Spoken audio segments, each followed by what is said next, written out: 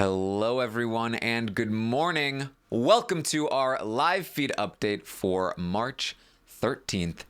I'm your host, Taran Armstrong, and with me today is Pooya. How you doing, Pooya? I am doing well. I woke up early, did my catch ups, then did more catch ups, then did catch ups leading up to this till like 3 minutes ago. Mm. So, action packed as always, Friday mornings are, and I'm excited to break all of it down with you right here.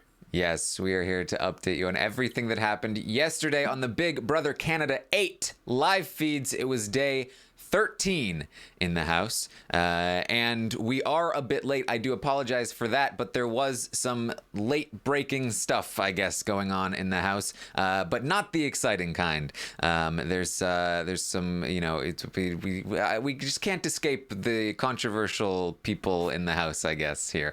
But I want to start off by trying to explain, because there's been a lot of stuff happening this morning. So we're gonna try and get the story straight here. This is what we were trying to make sure we got right before we started the show today.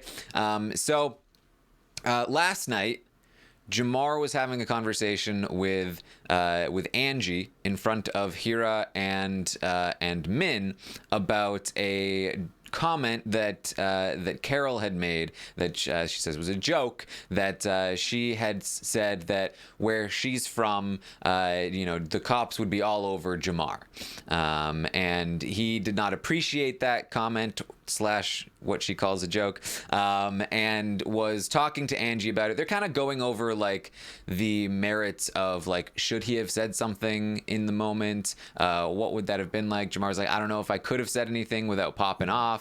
And Angie was like, I probably would have said something. And they also talk about, she probably didn't mean anything by it. They're not trying to make her out to be a racist. They say that explicitly. Angie says it's not okay, but that's just, these things happen sometimes. It was a bad joke, but they're not saying that she's a racist. So they have this conversation. They're just talking about it, trying to figure it out amongst themselves. But where it gets taken to the next step here is that because Min was there, and we know that Min is not a fan of Angie, this morning, Min went to Carol, and not just this morning. Later that night, she went to Vanessa and said, I'm so pissed at Angie right now. She's trying to make Carol out to be a racist. She's such a little, and that is definitely a highly mischaracterized version of that conversation. But yeah. Yeah, I mean, there's a couple layers here. So, what Carol said was not okay. Mm-hmm. Most definitely not okay. Just want to say that up front. I think we all agree. And the thing is, when it happens and this comment is said, we go to the person it was said about. So we go to Jamar, and then obviously, if we're talking about this was a comment made about a specific people of color, then Angie's also there, Sheldon's also there. Jamar chose not to take this as a racially charged comment. He took it as a misunderstanding. It's fine. We'll move. Angie also kind of had feelings about it, but they both agreed table it. It was like a slip of a tongue kind of thing. No big deal. But then the other layer that comes in is that Min is looking for ways to have Angie be in situations. And Min will take this information that is not hers. It has nothing to do with her. This isn't even like, she just happens to be in the vicinity when this conversation's happening and chooses to use it to kind of fuel some kind of friction between Angie and Carol and Jamar, and like have this be a thing. And I have, if like that, she was successful in doing that, because this whole morning, the entire center of all the conversations has been this comment and the aftermath of it and what we're dealing with right now. Yes. So this morning, Min sat Carol down, and she said, "Hey, Carol, there was this whole situation, and basically Angie is trying to make you out to be a racist." She says, "Angie strikes me as a social justice warrior type, and you know what? It was a funny joke because Jamar talks about gang, gang, gang, gang, gang all the time. He talks about how he works in construction, and just the way he handles himself, like, you were right to make that joke. It was funny." And she says, "I hate when people get offended like that. This is just like, I can't believe Angie is doing this." And so that prompted Carol to realize, well, I messed up. And so she went and apologized to Jamar. She apologized to Sheldon. And, you know, I'm not going to say that these were great apologies because I don't think they were. But Sheldon was basically like, hey, whatever, you don't need to apologize to me. I don't care. Jamar still, I think, felt a little bit hurt by it.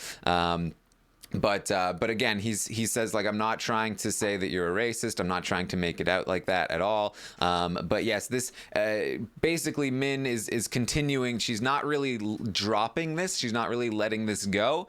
And so she's continuing to try to fuel this fire throughout the morning here. Yeah, and so Jamar doesn't take these comments lightly, and definitely you can tell it has some sort of impact on him. He's talked about how, you know, he drives a BMW and people look at him and just assume because he's driving a good car he might be like a drug dealer, like the negative connotations that come with the race he was born into, which is not okay. And for Min to kind of push all this, because like Min kind of this is like part of Min's game where she'll take information and try and like cause rifts with it, and that's all well and good. But then when an issue like this is being used to try and cause rifts with, that's not okay. And what she was saying to Carol is not cool. And obviously Carol's comments were definitely not cool, and her apologies, even when she was talking to Angie afterwards, it's like, I think she really doesn't want to be painted by this light, but I also don't think she completely gets what she said and the impact it might have still. Yeah. So there's a lot of stuff going on, Taran. Yeah. Unfortunately, this isn't even the first incident with Min either, where Min in a couple of days ago called Jamar ghetto, and he said that was an ignorant comment, and she said no, it's not.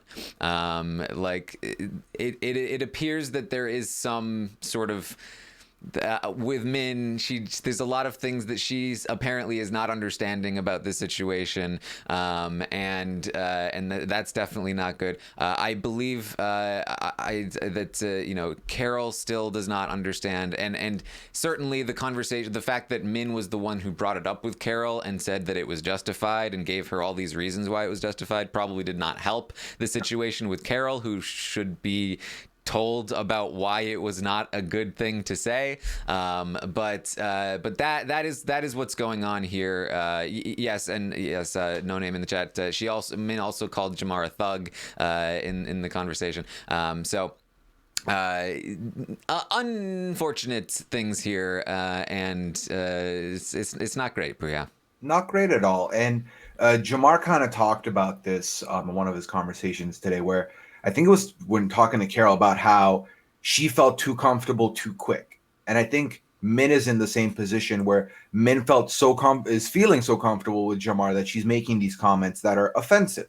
You know, no matter how close you are with somebody, these are offensive comments you're making, and you shouldn't be making them. And you should understand when you're being told it's ignorant, not to get defensive, but to understand. Right before we got on, Carol was in the hot tub area crying, obviously very emotional about all this, very nervous about what all this means, because she talks about how her partner is PC and how they have an adopted Filipino child, and how like she doesn't want to be put in this light, especially having this daughter, especially her saying she feels like she knows what's coming. She knows that her daughter has to deal with stuff like this on a daily. So she's feeling a lot of things in the hot tub area, and Brooke comes over.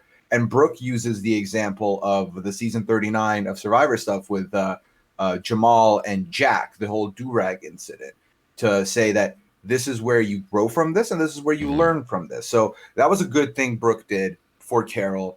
I hope that Carol understands. Carol also kind of tried to defend it by, I make these jokes because I'm a comedian, and this is kind of the things I say. That is not a good defense to make in 2020. Just because you're a comedian doesn't mean you should be able to say anything and get away with it, carte blanche. So, here's to hoping that this will be an educational moment for quite a few people in the house, and the time they all have to spend together is used to reflect on the things that they're saying, the things that they're hearing, and the things that they can maybe learn and move forward with. Yeah, and I do hope that Carol in particular, I don't know, she seems like the kind of person that when explained, hopefully will learn, and she certainly should, given her daughter, and she's going to have to deal with these things a lot as she continues to grow. So hopefully this does lead toward some growth here, if possible, and we can take whatever positive we can from it. But oh boy. Oh boy, Pooya. Yeah, what a morning. What a morning. And just one last thing about something Carol said. So Carol talked about how she has a friend who she kind of makes these jokes with, but then this friend has checked her in the past when she wore like a Confederate flag style getup, and her friend explained to her why she shouldn't be doing that. And she also mentioned that she had conversations with this friend about what to say and not to say within the house. So again, I think Carol has a long way to go to learn things here. And all we can do is hope for the best and hope that the positive outcome from this is that she learns from what has happened and moves on. And hopefully that Min realizes that what she's doing is also not okay, and the comments she's making aren't okay, and she's not immune to this just because she's befriended Jamar. That's not okay. Yeah, I've like a little less hope for Min in the short term, unfortunately. She seems very yeah, you could say that. Like she's showing like she doesn't even think that what she's doing is wrong right now. No. And when confronted is vehemently defending herself. So we'll have to wait and see about that one. But that's what we've got for that. Hopefully we've helped you understand what's happening in the house right now. Honestly, I'm pretty surprised that we're seeing any of this. In the past, Big Brother Canada has just cut the feeds right away so that this sort of thing doesn't get out. Like maybe the whoever's in charge this morning just a little bit lax. Maybe they've got kind of a skeleton crew going on. I don't know.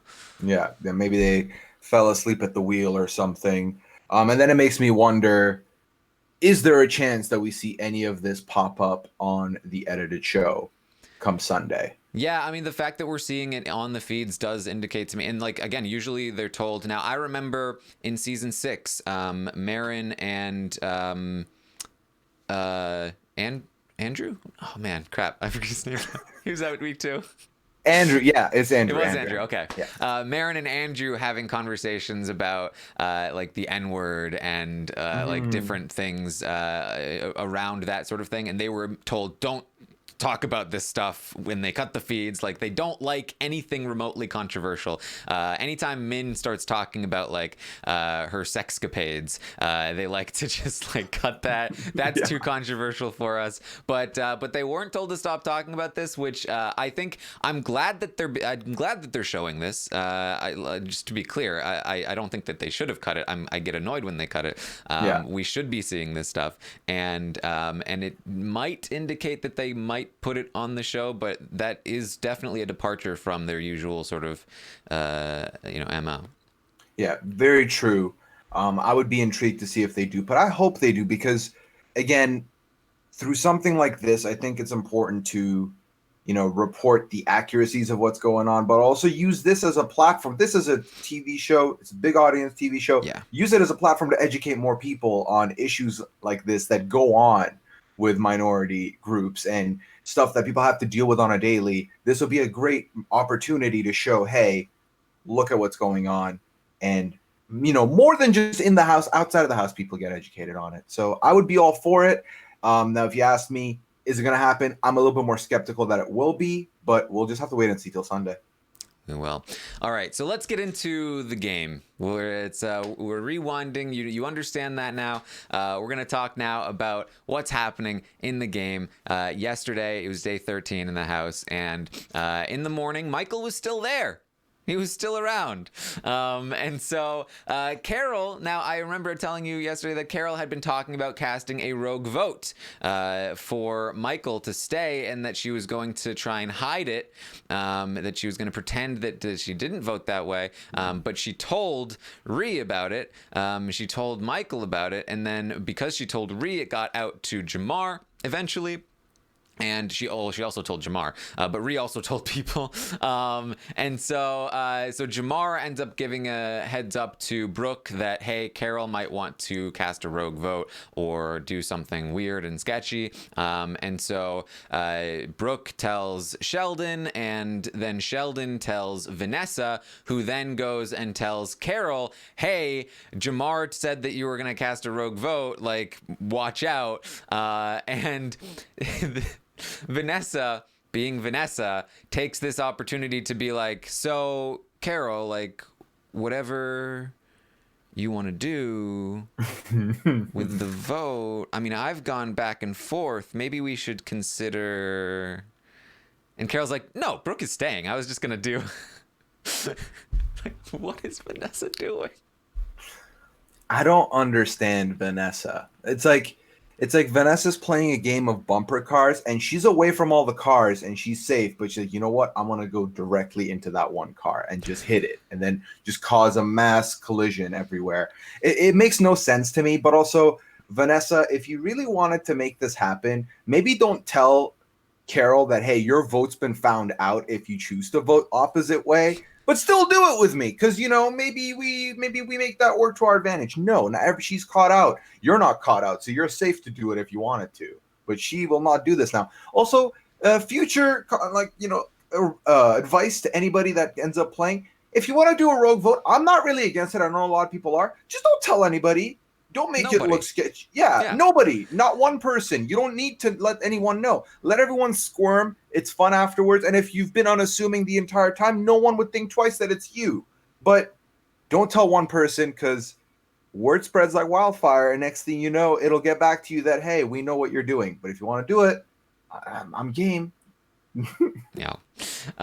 So Min also is going to have a brief conversation with Hira, where she tells him she has no interest in winning the HOH this week. That she feels good, and that she doesn't care to win and make a target of herself. So she's just she's gonna throw this one. Then finally, Shell and Brooke goes to Sheldon because she's now found out that Carol knows about the rogue vote situation. She's like, how did Carol find out? Vanessa told her. Who told Vanessa? And Sheldon's like, oh, I did. My bad. I mean, she's part of the four. I don't know why I wouldn't be able to tell Vanessa. I don't know why she did that. Because she's unpredictable. And so Sheldon apologizes, and they get at least some hint that Vanessa is not as reliable as they might assume.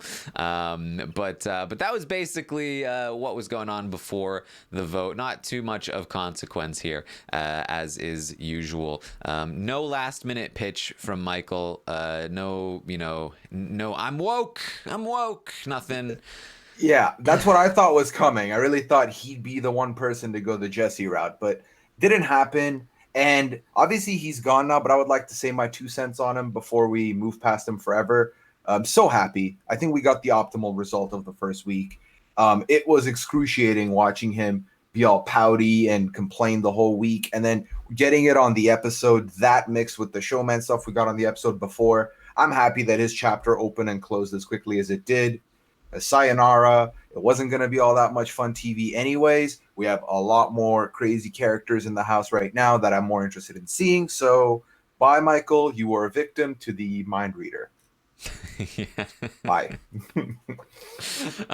Yes. So we get the live show where we see that Michael is voted out. Kyle tells him, you're welcome for the free lesson in Big Brother. I hope your integrity suits you well outside. And then we get to the HOH competition, and the HOH competition has nothing to do with what they were studying for all of the night before and the day of.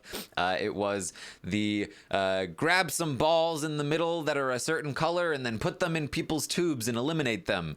And so what we saw happen here is that Maddie, Kyle, Vanessa, and Angie were the first people out. And then what we heard from after the fact is that apparently Min immediately at the start of this competition just made a beeline for Angie's tube. She just grabbed as many balls as she could, and she just ran for Angie's tube. She said, screaming, "You're not my target!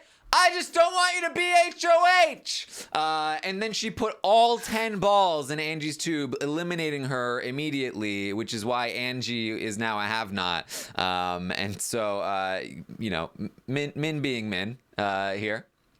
Min be minning. Yeah, I find it funny that she talked about how she doesn't want to be HOH because she just wants to lay low, doesn't want to cause waves. All that's good. I agree with all of that. But then she does this, and then she does all the instigation, and it makes me worry for her future chances to even survive this week, because it seems like every time she finds herself in a good position or does the right thing, she has to shoot herself in the foot and take 2 steps back. So I don't get it. I really don't get it. Yeah. She was also like playing with Jamar, who was apparently going near her tube a lot. So she's like, "Don't you put one in mine, Jamar. Don't you put one in mine." And then he did. And so that was going on. I believe I also heard it was hard because the feeds were coming in and out, and, they didn't name the person, but I believe they were talking about Brooke here, that apparently I think Brooke put some in Carol's tube, and Carol was kind of hurt by that. She might have also put some in Vanessa's tube, and maybe Vanessa was hurt by that as well, or maybe that was Vanessa just so 200% agreeing with everything that somebody else says that it just seemed like that also happened to her. And so wouldn't be surprising if Brooks put some in Carol's after the whole incident earlier in the day, right? So yeah.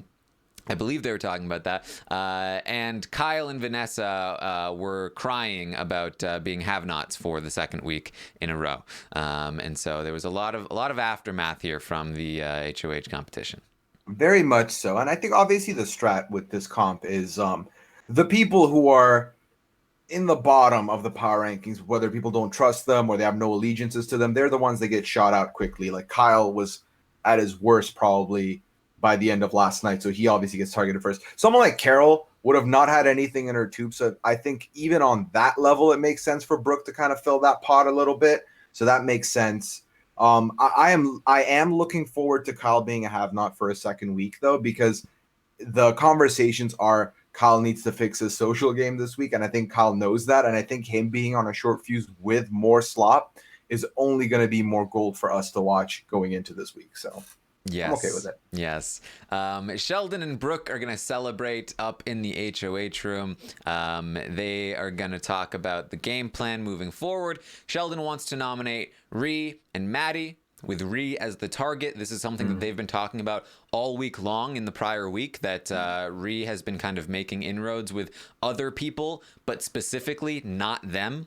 And that is threatening to them. And, we've talked a lot about, of those 4, the evictors, who can kind of survive. And, a lot of people are saying, well, Ree has the best social game of them, so maybe her. But what's happening is that makes her more threatening to players like Sheldon and Brooke. And even though Maddie was so vocal and all of that stuff, she's seen as weak. And so that is going to help her out. And JL, who is seen as a strong player, a strong competitive player, is doing well with his social game and his strategic game, which is something that Ree is missing.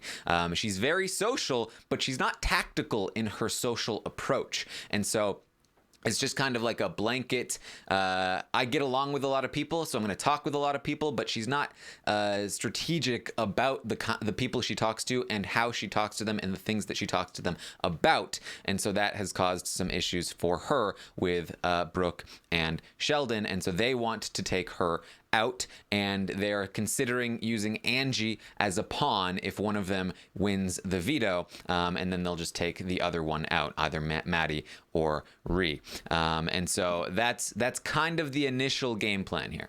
Yeah, and I think it's the right move. First of all, I feel like I'm a little worried for Sheldon now that he's won one. I didn't think he needed to, out of all people, probably. But given that he's won, I think this is his best move available. Rhea is someone who I see. She obviously has a lot of social capital because she's building that up. She's been doing that. She's been talking to everybody. She's been accumulating it. But she's not investing it into, like you mentioned, like strategic moves or alliances or some pairing to keep her in the game. Whereas maybe JL's capital was less, but he used every coin he had to kind of get some foundation going here. So that helps him because all they talked about was out of those three, we think JL is someone who's going to be a free agent and we want to reel him in by not putting him up.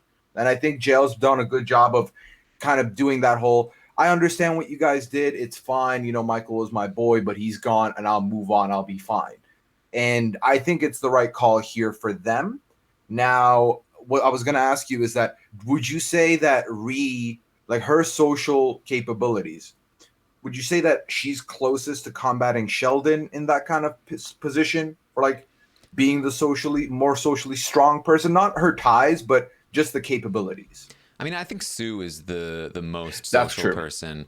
Yeah. Sheldon is less of like a social butterfly and more of like he's got his people that are really loyal to him, like Yeah. you know, like Jamar and Kyle and Brooke, and so he's more of like a intense relationship, whereas Rhea is very like broad, and Sue is very broad but also has close relationships. So Sue is, I think, the most social person, and she has the strategy. The problem is that she lacks any one person that she can fully trust. Yeah. And that's really that might bite Sue. But yeah, I think this is definitely the right move for Sheldon. We've seen consistently a lot of high tier winner candidates do very well in winning early HOHs and having very stable reigns. Right, Derek in season 16, who really gains a lot of credibility by winning, saying this is the plan, it's very simple, everybody's on board because it's an easy out because it was Devin, and then able to do well from there. Dane wins an early HOH in season 7 of Big Brother Canada. Relatively simple, but most people are on board. Similar kind of thing. Dane's was ended up being a bit messier than it could have been, but still, like, nobody really blamed Dane for a lot of it, even though he broke his word to Mackie. He got away with it clean and ended up with a good reputation from it. So if Sheldon can have a nice, clean, solid HOH, I think this would be very good for his game. I do think that Min might be a better target for Sheldon and Brooke, but it would be a lot messier to make that happen. And so if you want to weigh the pros and cons there, you might not want to take that shot. However, if Min starts acting up, then you might want to take the shot. And Min is going to start acting up a little bit. She has no chill. And so she's talking with Vanessa and Chris in the hot tub. Chris asks her, who do you think are the biggest floaters in the house? She says, without reservation, Sheldon and Brooke, for sure. Also Jamar too. She says that Jamar is being pulled in by people. He's trying to make moves. Don't trust Jamar, Chris. You can't trust him. But she's telling Chris that Sheldon and Brooke are the biggest floaters in the house. Chris, who was like just hugging Sheldon, like, we're gonna make this happen, bro. So that wasn't great. Min is also gonna talk to Vanessa separately about how she feels that Brooke is too smart, and she's too close to Sheldon. She just tried to talk with Sheldon and he was busy talking to Brooke, and he told her like 5 minutes. She's like, those two, that Brooke is so smart, and she's his number one. And Vanessa's like, I agree 100% with everything you're saying, because I agree with everybody 100% anytime they're saying anything. But look, it works for her a little bit at least. And Min is like, we're on just exactly the same wavelength all the time. Like, yeah, because she's on everybody's wavelength all the time. Because she has no wavelength. She doesn't have one. It doesn't exist. So it's always just everybody else's. She's like JL likes to talk about Pokemon a lot. She's a Ditto. Yeah. She is a Ditto. That's who she is. I figured it out. She's a Pokemon. She's Ditto. She just replicates whatever is whatever's facing her. She just mirrors it back. Very much so. If she was a movie, she'd be Yes Man starring Jim Carrey. Because she just says yes and she's in. I think it's funny how Min Lee chooses to approach all of this. Obviously, Sheldon just won HOH. Obviously, there's two clear cut. There's an alliance that still needs to be like taken out. So obviously there's some clear targets, but that doesn't give you immunity to talk smack about the HOH. There's still so much going on. This is a big mistake in my books for her. And I think the only thing that worried me for Sheldon, because obviously he's making the right choice. He's making the easy call here with these two, and taking out Ree would help him a lot. But the contingent that needs to be good for him, like talking back to him saying Kyle needs to work on his social game and get it back up this week, is that he needs the other people that he's keeping safe to not act out and not cause problems for the house, because then that'll put him in a bad spot where we're like, well, like, listen, we want this person out. Can you just do that instead? And it doesn't really, he needs them or he wants to keep them for whatever reason. So Min needs to stop, because I could definitely see a situation that Min ends up being put up, because the only reason Min isn't being looked at as the replacement nom in case the veto's used is because he thinks Min would go. So if he decides that Min going is fine, then that'll happen and Min will be put up. So Min needs to shh right now. Mm-hmm. Min is going to run into some more problems as well, because Hira is going to talk with Sue. And I literally said this yesterday morning. I said, Min needs to watch out, because it's been a couple of days since she made a final two with Hira and told him about her alliance with Carol and Vanessa. And it was like trying to work him, but she's barely talked to him ever since. And Hira is the kind of player that requires a lot of maintenance. He really gets sketched out if you don't talk to him. And she's been completely neglecting the relationship. And if she doesn't act soon, then it's gonna dissolve. And lo and behold, Hira has moved on to Sue. They talk about being close. He talks about Min and how much of a wild card she is. I don't think he appreciated Min saying she was throwing the HOH either. I think he wants allies who are going to be playing a more straightforward and honest sort of style of game, where they try to win competitions and do things to help out their allies. And so they're talking about Min, and he's like, yeah, she tries to make alliances with everyone. And Sue, being smart, immediately picks up on this. Oh, did she try to make one with you? And he's like, well, yeah, she did. And she was like, what did you say? He goes, well, we have a final two. And then they laugh. They're just like, oh my God. I loved Sue in this instance. Sue was, because like right before she does this, Sue is having some emotions about what happened in the HOH, because Jamar targeted her and she was irritated because she had made it clear to Jamar, like, hey, I'm trying to win this one. So help, like, just so you know, that's what I'm trying to do. And he did that. So for her to kind of like pause all her feelings to then focus in on what Hira's saying and try and get that information out, I thought was class.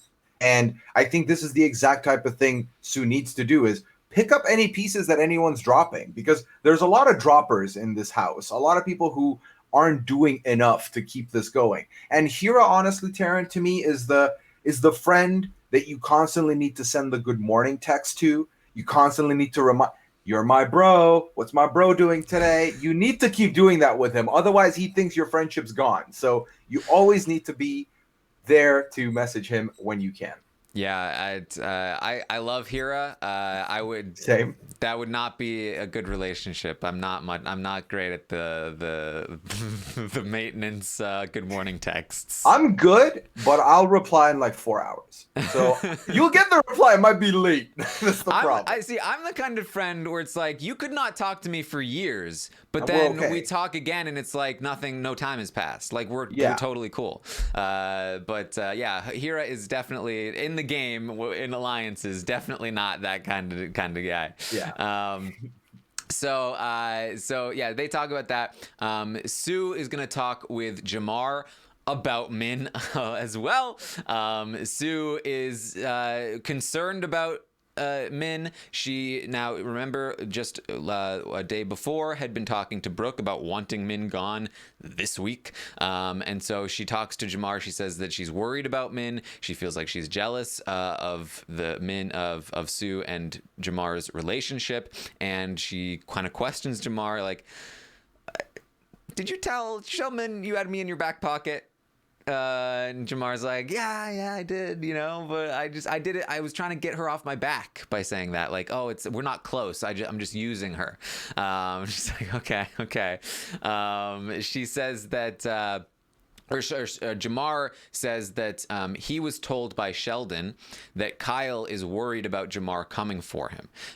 So we didn't see this, but apparently this happened right before the HOH competition, that Shell gave Jamar a heads up that Kyle is thinking this. And I thought that was interesting because Jamar has been talking about going after Kyle for a while now, and Sheldon has completely kept that from Kyle. He's pretended that Jamar is cool with Kyle, but the second Kyle tells Sheldon that he's worried about Jamar, Sheldon went right to Jamar. Even though he is more loyal to Kyle right now, I don't know the reason behind this, but I thought it was interesting.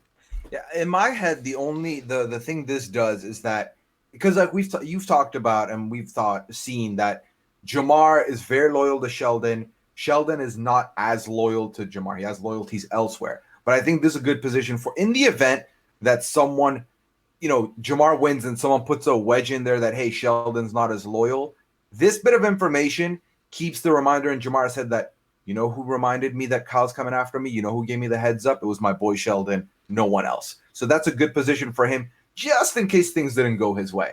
Do I think that he wants Kyle gone? No, but it was a plan just in case Jamar hears things about Sheldon in a negative light that would make him look that way, is what I'm choosing to take that as. But yeah, and we'll later find out that Sheldon is trying to bridge the gap between Kyle and Jamar. And I think this was maybe part of that. But Jamar does kind of take this in a way that's like, so clearly Kyle is really close to Shell and to tell him something like that. But he also still feels like Sheldon is on his side, obviously. He doesn't think that Sheldon is more loyal to Kyle because he just told him about the whole thing, and he's not worried that Sheldon is the one that told Kyle that Jamar was coming for him, because the story is that it was the three told him, the remaining evictors told Kyle about Jamar and kind of ratted him out, which is probably the case, but we didn't really see. So Sue, goes along with that story. It must be that three. But honestly, Jamar, I've never heard your name come out of Kyle's mouth. I really don't think he's coming for you. She's continuing to try and do that, and so that's going on there. There's also a lot of flirting happening between Jamar. I don't even want to say between Jamar and Sue. I want to say from Jamar to Sue. And so, like, when Min is really jealous of their relationship, like, she's blaming Sue for most of it, but Sue doesn't even like it. She's talked about, like, it's uncomfortable. I have a boyfriend, but like, I gotta play the game. But like, Jamar is like full force, like really into Sue at times. And so they're flirting hardcore. And then Chris comes up, who is also somebody that flirts with as many women as possible in a really aggressive way. And Chris is now flirting with Sue hardcore. They're both flirting with Sue hardcore. And I'm like, man, these guys are like all over her, and she has a boyfriend. But Chris is like singing a little bit, like his own, like not a real song, but like singing a little bit, and he's like really thinking that he's really smooth because Sue is just really good at pretending that the flirting is good, because she's just a very social, people pleaser kind of person. And so that this whole sort of sequence was equal parts uncomfortable and like awkwardly amusing, if you want to check that out. But seeing both of them like tag team flirt with her was just ridiculous. Yeah, they're both very thirsty boys, that we can say for sure. And they're also not at the very least, they're not really aware. They don't understand when their advances aren't working.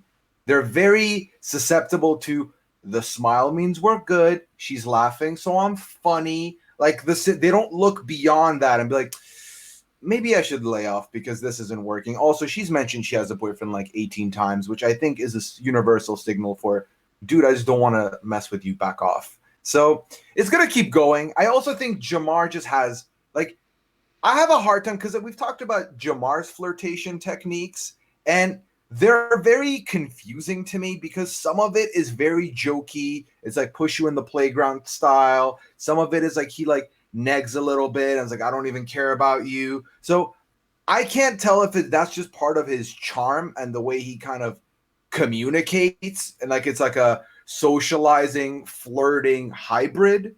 I'm not sure, but it definitely does play off that way to a certain degree. Whereas someone like Chris, it's just very obvious what he's doing. I mean, if you're singing to somebody, like you're not singing because you got the chops. You're singing because you think it's like just picture me by the fireplace with a guitar and like you will be swooning in my arms kind of Yeah, thing. and she's like, "Oh, Chris, you have such a great voice." And he's like, "Man, people don't really tell me that." And then she starts to like do it a little more, and she's eventually like, "I was joking, you know, like I was saying that because you don't have a good voice." And he's like, "Oh, she's trying to walk it back now. Oh, I see what she's doing." Like it's like, no, I think she's being serious, man. It's funny to watch, and Sue I think is great. Like she has like lines, right? Like she says, "I'm not gonna cuddle with anyone. I'm not gonna do anything Yeah. like that." And so the second Chris is like, "Oh, we cuddled the other day." She's like, "No, we didn't. No, we didn't. Yeah. Don't say that." He's like, "Okay, we didn't. We didn't." So like she knows what she's doing here, but I think she also doesn't. She doesn't love the fact that she has to do it, but it works for her. So, you know, pros and Yeah. cons. Anyway, Definitely.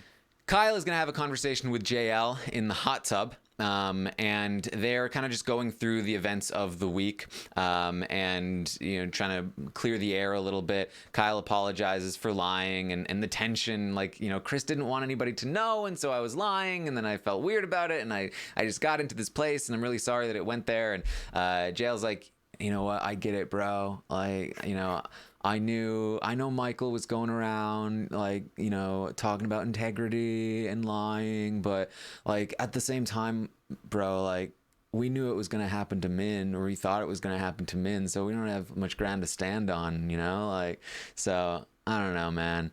And so it's a good conversation for the two of them.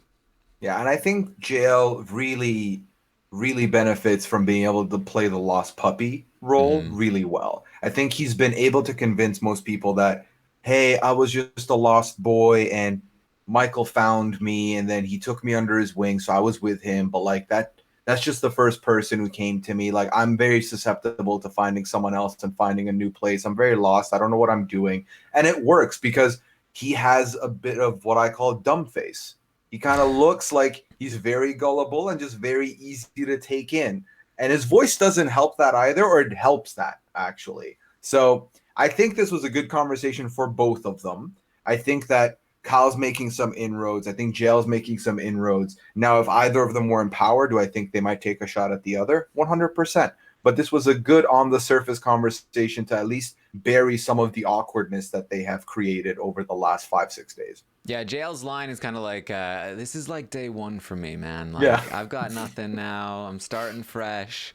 So that's good, and something that hasn't really made the updates because first of all, it's not usually even on the feeds to begin with, and also like there's usually very little game. But Brooke and JL hang out a lot. Sheldon and JL hang out a lot. We're told this more than we see it because, like I said, it's not usually on the feeds, but it does happen often. Sheldon talks about how, like, basically late at night, he always just has a conversation with JL about like sports and TV shows that they watched growing up and Pokemon, and Brooke hangs out with him a lot socially, and so they feel like they're developing a good bond with him, and that's why they feel so comfortable trying to reel him in here when they take out Ree and put Maddie on the block, and that's why they're trying to avoid putting him on the block, and taking a shot at him if they can help it. So So that's going on there. We then get up to some KVBS talk. It's they go up into the HOH room, and this conversation, if you're gonna watch anything from the feeds, this conversation is what you should watch. This is a game changer. I've talked about how KVBS should be running the game. They have the capability, they have the connections, they have the strategic acumen. Really, the only reason they're not, and might still not, is because Vanessa happens to be one of the people involved. But one of my main complaints about Sheldon and Brooke has been that they have been too passive. But now that Sheldon is in power, at least right now, in terms of the planning stage, he's got this on lock, and I was incredibly impressed by the conversation they had up there. And I think that they really have a good shot at making some serious moves and damage in this game. So Sheldon has a plan. He explains it to Kyle and Vanessa that he would like to put Rhee and Maddie on the block. His target would be Rhee. He feels like she's dangerous. Him and Kyle have talked about this before, that Kyle kind of felt like he could reel Rhee in, but doesn't feel that much that strongly about it anymore after all the big blow-ups. And they always kind of agreed that whichever one of them won HOH would have a little bit more say in which of the targets would be amongst the three. And so he's cool with it being Rhee if that's where they're going to go. He would kind of prefer it to be JL, but he did just have that good conversation with JL. And Kyle and Sheldon is telling him, work on JL. I really feel like we can reel him in. He's separating himself from the other girls in that alliance. I feel like we can make this happen. And so they start to go through the house guests and make like a game plan for every single person in the game. And they're like, it's so good that we have this room because we can actually talk. And like I said, this is what they've been missing, is like group conversations where they can actually come up with a plan and strategize. And so JL, we're going to work on him. So we don't have to target him right now, but we're going to, Kyle, you need to spend a lot of time working on him. Brooke and I will spend time working on him. We're going to try and reel him in if we can. JL, by the way, a little bit of a backup plan in case Kyle goes awry. If Kyle loses, if Kyle gets targeted or whatever, Brooke and Sheldon kind of want to maybe think about pulling in JL. They've also, of course, thought about pulling in Hira, but not a lot. They've thought about pulling in Jamar as well. They have options basically if they lose Kyle, but for now it's Kyle. So they're telling Kyle, work on JL. Sheldon says that you also, Kyle, you need to work on Jamar and Hira all week long, because they're going to be pushing me to go after you and Chris. Like that's what's happening. They feel a certain way about Chris. They associate you with Chris. He doesn't tell him it's the other way around. And so he says you need to be working on them all week long. We can make this happen. They're not going to turn on me for not targeting you. I can explain why I'm not targeting you. You're a big target in front of us, and so on and so forth. And if you work on them, we can maybe make something happen there. If we can't get Hira on board, we might have to take him out next week. I'm willing to let Hira go. He's really paranoid. He requires a lot of maintenance. And if we can't make something happen, I'm definitely willing to lose him soon. If we can't get him off of you, Kyle, essentially. They talk about Sue. Sue, super valuable. She's got so many good connections. We do have to worry a little bit. She's really dangerous in the game, but she works for us. She's always trying to get your name out of people's mouths and protect us in different ways. And so I think Sue is somebody that we should keep an eye on. But for now, very good, very useful for us. They talk about Angie. She's Angie. Use her as a pawn if they need to. Brooke has a good relationship with Angie. They talk about Carol. They're not sure about Carol. Because Kyle initially was like, oh, Carol's good. And they're like, is she though? Because here's the thing. I feel like Carol requires a lot of maintenance as well. They feel like they need to talk with her more and make her feel more included. And this is when I'm like, okay, is Vanessa going to speak up here? And she does. She says, guys, I don't think you have Carol as much as you think you do. Because of you! You caused a thing and then outed the thing. For what purpose? You're now healing the rift that you caused. And I know you're going to continue to stoke the rift, the fires of the rift, but then also stoke the healing of the rift. I don't know what you're doing. So that she says that. So they say, we're going to work on Carol. We're going to work on Carol. And again, they're being much more proactive here in their planning stage. We'll see the execution of the plans. But they're talking about that. She doesn't require checkups. She requires long game talks, Carol. They need to long game talks. They talk about Chris the Bull. He's valuable as a shield in front of Kyle. That's his main purpose right now. The only problem is that he's going to continue to use Brooke as a pawn. And they can't get him to use Angie as a pawn because he's got this thing with Angie. And they can't use Carol as a pawn because she's too unstable. If they put Carol on the block, she'll start talking. So they need to keep Carol off the block. And so that's where they stand on Chris. Min. She's such a wild card. They don't know what to do about her. Sheldon is like, I know that we're going to need to take her out at some point. I don't think it should be this week, but, if she does something, if she starts stirring the pot, maybe, if the veto is used, I am definitely considering putting Min up on the block as a replacement, just sending her home. I feel like with Min, we'll just know. We'll know when the right time to send her home is. And it very well could be this week. And I'm just like, Sheldon and I on the same wavelength. Not Vanessa and Min, Sheldon and I, because that's exactly what I said last night on the recap. But so again, I'm wondering, what is Vanessa going to say about Min? And she says, she is a little bit sketched out by you, Brooke. But we don't need to worry about her, I think. I think I can work on her. Okay, so she's a little bit ratting her out, a little bit protecting Min. The old 50-50. Oh, yeah, a little bit either way there. So she's not fully ratting Min out. So at least that makes just a tiny bit of sense.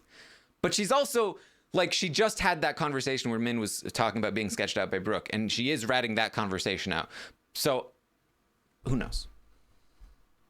Yeah, I think this alliance could very well end up living and dying by the hands of Vanessa and what Vanessa chooses to leak and what Vanessa chooses to do. I did love this conversation because pretty much they have their target set and their plan is to work on every other person that we're not putting on the block to see who we can rope in by week 3, week 4, and who we got to cut by week 3, week 4. And putting all that together was very fun to see. And they are being very proactive. So I'm very much into that. But honestly, I think the only missing thing from this alliance or from this pairing of Brooke and Sheldon is them not realizing how much of a problem Vanessa is going to be for them. So that's the one thing they're missing. That's the one thing they're not seeing clearly. Yeah, Vanessa's sitting there as a ditto, pretending to be one of them. Every time. Not planning on betraying them necessarily, just sitting there pretending.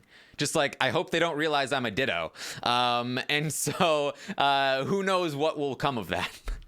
Yeah, it could work to their benefit or it could be their detriment. And we're not going to know that for now. But it does make Vanessa one of the more fun people to try and catch on feeds as much as possible. Because every conversation with her is like a leap of faith. You don't know what you're going to get from it. It could be surprising. It could be obvious. It could be scary. It could be good. It could be bad. Who knows? It's incredible. I've never seen anyone this volatile to an alliance of, I don't want to say smart people, but like Sheldon and Brooke, pretty good at reading everything. But the fact that they're so blinded by her in her ditto camouflage is just crazy to me. Yeah, it's nuts. It's as if, the Pretty Boys or the Brigade included, I don't even know who to compare Vanessa to. Yeah. She's just this weird, unique ditto of a player. It's never seen it before. So yeah, they're talking about that. And Vanessa, again, it's not even like she's actively like being savvy and hiding what like she has. She says, I'll work on Carol, I'll work on Min. And so they talk about Min, and Sheldon is correctly worded. He says, I think Min is the only person who's on to us. I think Min is the only person who can like call us out as a 4. And Kyle's like, yes, she asked me how I feel about Sheldon all the time. And so Sheldon says, okay, here's what I want you to do, Kyle. The next time she asks you about me, say something negative about me, and then we'll see what happens. We'll see where she goes with it. I expect she'll come to me and try to drive a wedge between us, and so we can make that work to our favor. So like I love that plan. I cannot express enough how impressed I was with Sheldon's planning.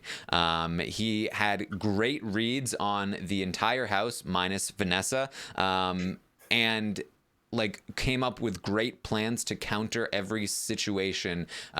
Told Kyle just enough information to get him going in the right way, and is setting the house up to be really in his favor as much as possible. Which is weird because last week Sheldon wasn't getting the right reads all the time, and he was very passive, and he wasn't involved enough to really make these kinds of moves. But like this really lit a fire under him, and I think he talked a lot last week about feeling very uncomfortable with Chris's HOH, and like he wants to win so that he can feel like he has a little bit more freedom. And so I do wonder if that has something to do with it as well, that he just felt very stifled by having such a wild card in Chris, who was considering backdooring him. And so now he feels like, okay, we can open up, we can start playing the game a little bit harder now. I'm very, very impressed. I'm very curious to see where this goes. I really think that if these 4 work together, they will run the game.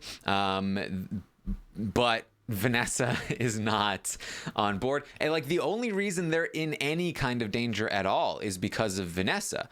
If Vanessa was doing her job, if she was a loyal member of the Pretty Boys, right, like then they would be in a Pretty Boys spot right now. They really would be like better than the Pretty Boys spot, because the Pretty Boys were like on the verge of being discovered for a while in the first half of the game. That's kind of where these 4 are at right now, but only because Vanessa keeps planting seeds against them. Yes. So, for people that don't want to see good players dominate the season, they should be applauding Vanessa for blowing it up at various points. Yeah, I again, like, she is probably the make or break of that whole alliance going up or going down.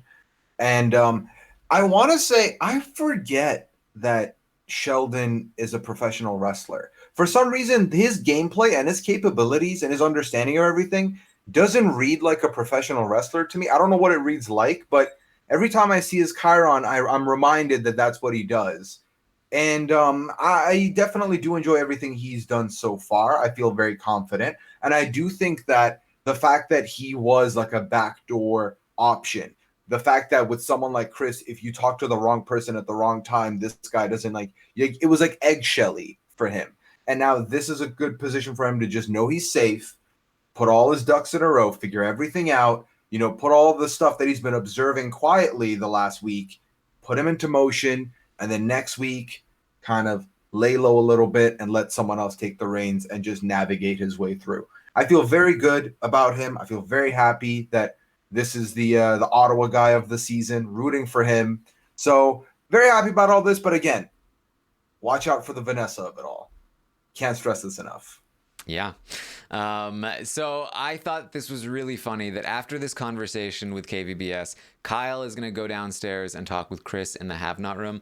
And this was just like probably only to me, but this was so funny to me because Kyle then has a debrief with Chris, and it's like the low rent version of what Sheldon just did for them in the HOH. He's like, yeah, so here we're gonna do this. We're gonna work on JL and Hira and Jamar. And Chris is like, well, Min told me that Jamar is being pulled in by these other people, and he's like, yeah, so we're gonna work on him and stuff, right? And then Chris is like, I'm also worried about Sue. I feel like she's like so social. And Kyle's like, right, yeah. And he repeats Sheldon's talking points about Sue. He's like, yeah, but she's super valuable to us, right? And so we gotta like keep our eye on her and stuff. And they're like, okay, yeah, cool, we got this, bro. Like, we're running this show.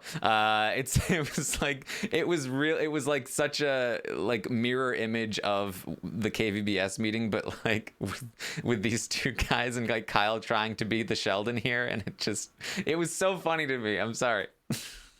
It's like when you get the dollar store version of the brand name thing. Yeah. And the low rent version. So it definitely did mirror that. And it's going to be the other thing that's going to be fun this week is watching Chris not have the power and be a normal civilian within the house. I'm excited to see how that plays out. Because with the power, he definitely had like this chip on his shoulder.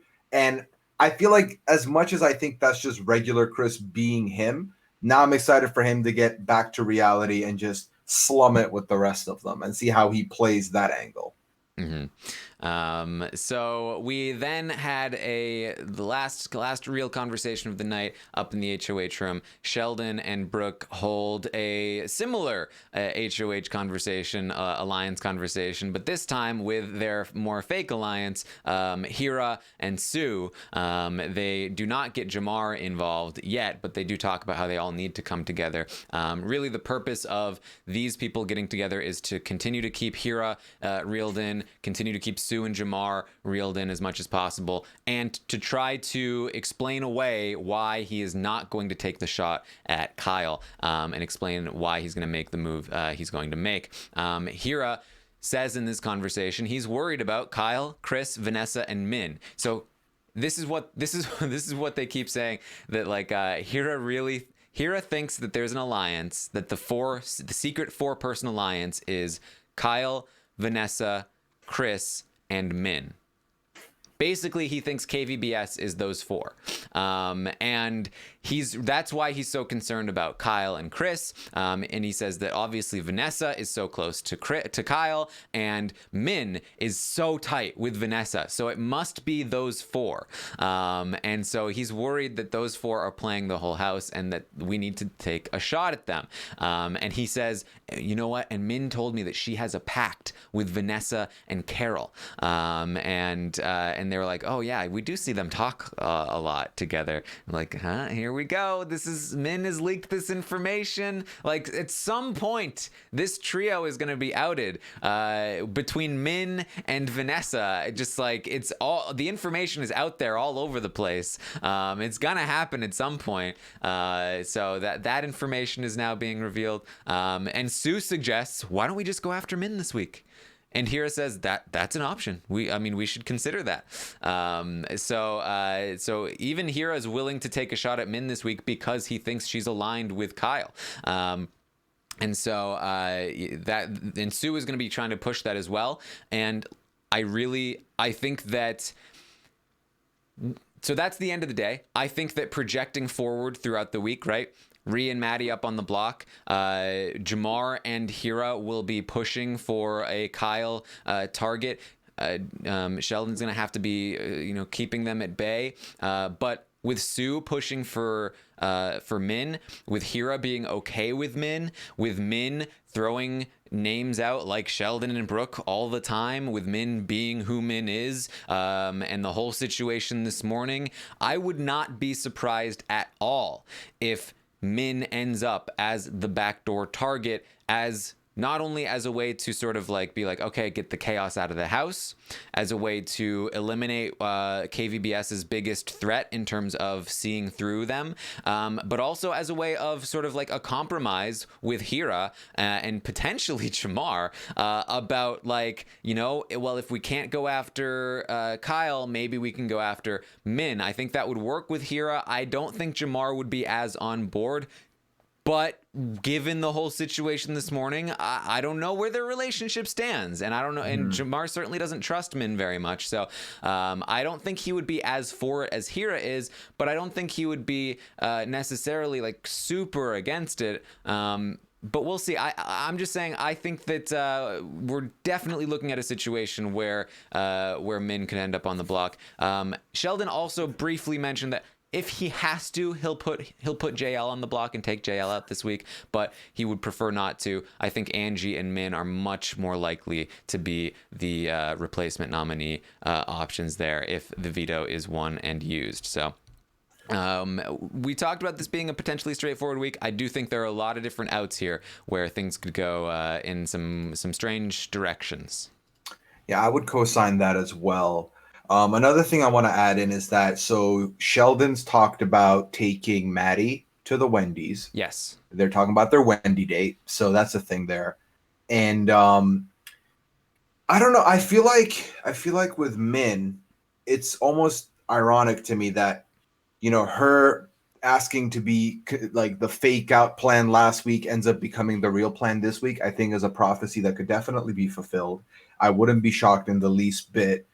And it's something that we could see. Again, it goes back to, I think the right move is still get rid of let the chaos still be in the house, because ultimately, as much as chaos is going on, you're less likely to be caught out. Even though she is the one catching on the most, she's also probably one of the ones that people see right through and don't really buy everything she's saying because of all the chaos that's been caused. So I think that at this point, if you had to tell me who are the people that are going to go out this week, it's either Rianne or it's Min Lee. And I don't see it going anywhere else quite yet. It's obviously day one of the HOH reign. So a lot of conversations today, and we'll see where all that goes. We'll see if there's any more fallout from the stuff that happened this morning.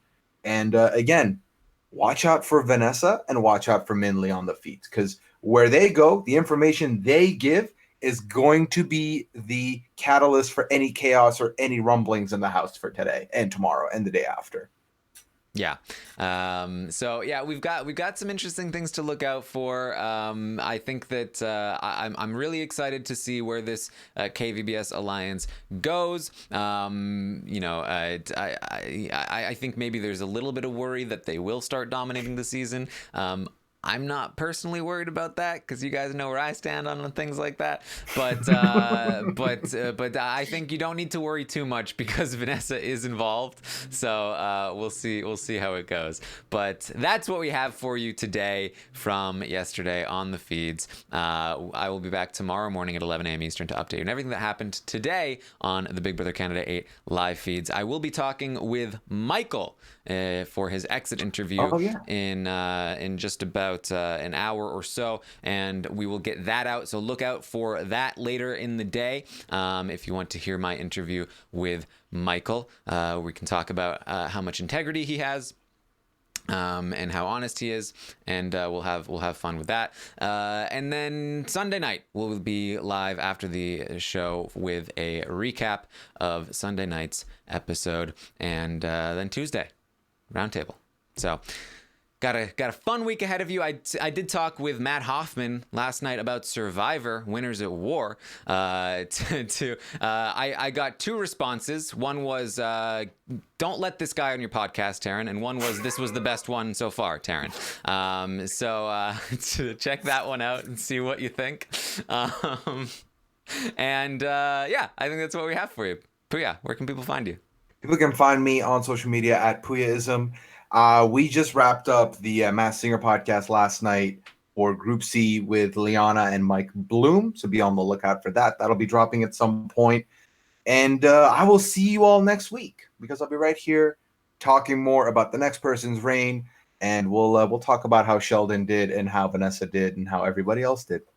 All right, there you go. You can find me on Twitter at Armstrong Taran. Find me on Twitch, twitch.tv/Taran Armstrong. And thank you once more for joining us. See you next time.